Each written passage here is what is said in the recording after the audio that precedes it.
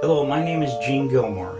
My birth given name is Eugene Reuben Akers. I don't want any money for what I'm doing because hopefully this video won't come out until after my death. So I have nothing to gain, nothing to profit by telling you what I'm going to tell you.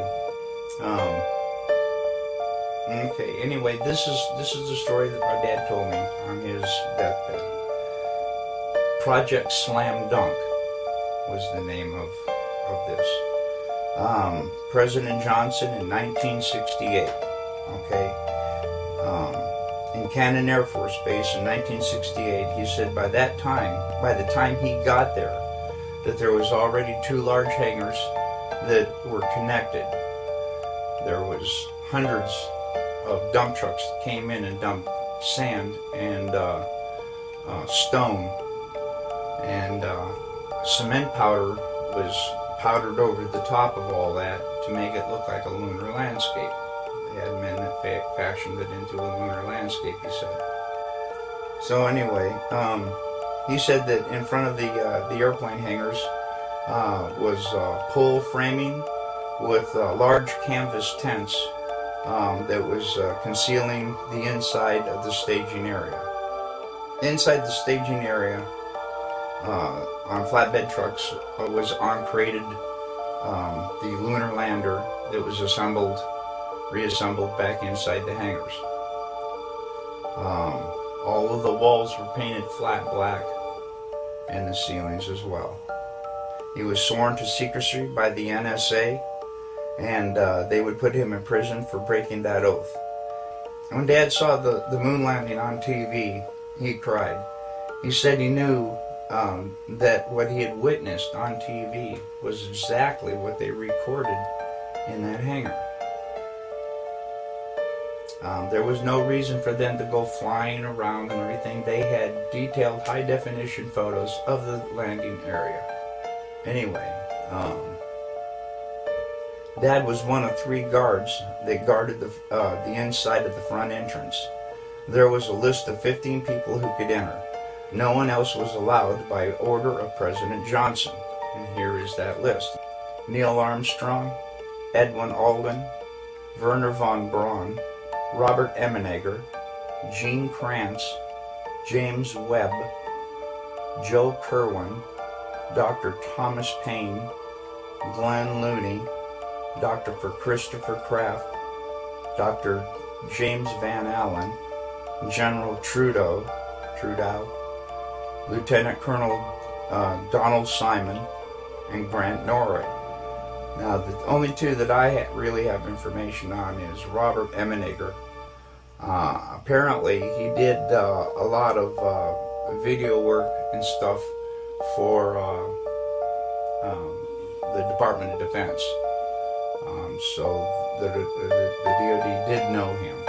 Okay, and the other one was Grant Norrie, Norray, I believe.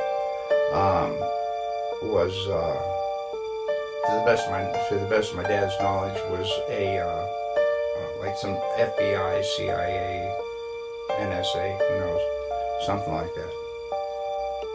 Okay, President Johnson only showed up for the first day of filming.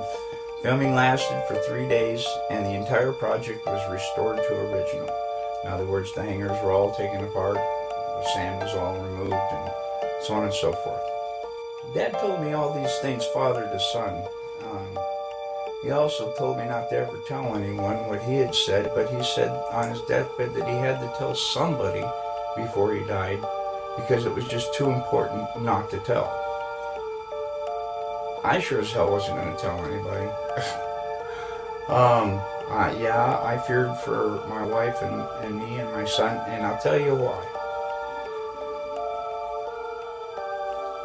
Ever since I contacted Bart Sabrell, I think they may be listening to his phone once in a while, because I never had any problems until I contacted him and told him my story. Now,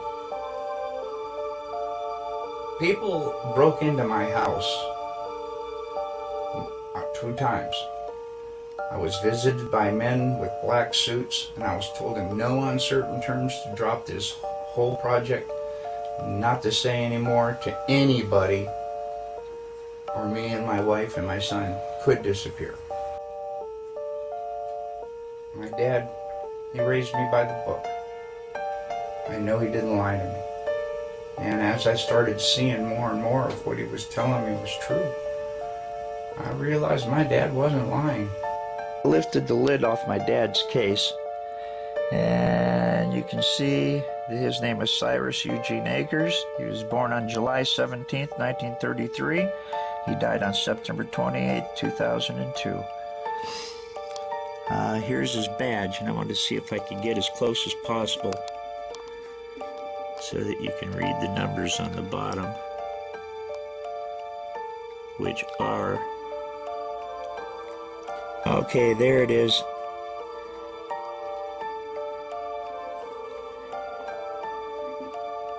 (07596). 07596.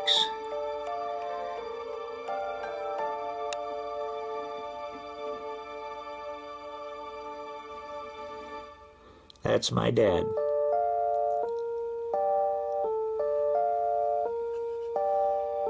And it must have been a really early picture because he's only got 2 stripes, so that was back in the 50s, I'm sure.